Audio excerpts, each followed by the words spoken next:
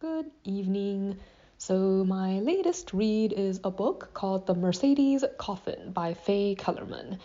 The story technically features a murder that occurred 15 years ago when a high school teacher that was really well liked by, it seems like, pretty much everybody was shot and killed and stuffed in the trunk of his own Mercedes car. Like when people discovered it, the general assumption after investigation by the police was that it was some type of carjacking gone wrong, but there are a lot of things that don't quite match up about the case, like the fact that he was killed more execution style, like it seems almost like a professional job as opposed to something casual, and it just seems like weird that someone who wants to steal an expensive car would end up just leaving the body in the car and leaving the car somewhere like abandoned.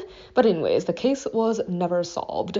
But 15 years later, a similar case comes up involving a music producer and one of the high school teacher's former students who has like a really fond impression of him, like because he was one of the only people who was genuinely encouraging to her, is now an extremely wealthy CEO of a tech company. So she decides to offer the LA police like a huge bonus if they're able to solve the cold case, since the to kind of remind her of each other.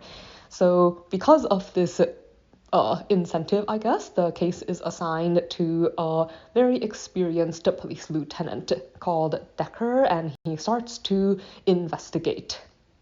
Um, let's see, it follows him and two of the detectives that he works with as they kind of go over the ground that was covered by the previous investigation. Like they go through to interview like all the people who were involved that they can get their hands on, and also begin to look into the more recent killings, since two bodies turning up shot in the same way in the back of the same type of car, even like the new one's also a Mercedes, it just seems like too much of a coincidence to completely ignore, and starts to piece together the truth of what likely happened back then.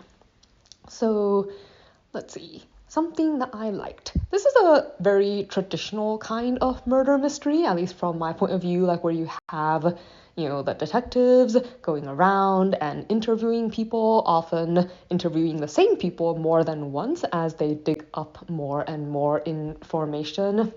I think it's been a while since I came across a story like this, and I think it's nice and straightforward that way. Like there are no parts on the bad guys, no parts from the bad guys' point of view, and these are all things that I definitely prefer in my murder mysteries.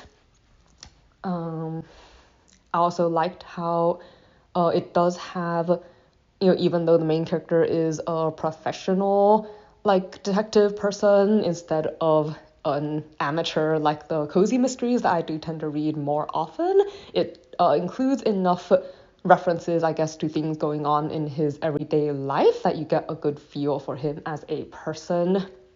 Like, I like this scene where it's like, because he's talking to one of his more shady contacts and he doesn't want his wife to know, so he does the call like in his closet. Only afterwards he's like, yeah, who were you talking to in the closet last night? So things like that I think are kind of amusing. And then like his interactions with his daughters, like one's in high school and one's also now a police officer. So anyways, I like these glimpses into his life that kind of make him more human and make it so that it's not just about the case. So something that I did not like. So this is kind of just a hazard of being a cold case, but I kind of wish you had more concrete answers, like because the case happened so many years ago and you can't exactly find everybody alive, since it was a pretty long span of time. Like you do get some answers and the story is kind of tied off, but at the same time a lot of it is also more like educated conjecture in the end. Like I think I just kind of would have liked more concreteness in the conclusion, but I kind of understand why it isn't that way.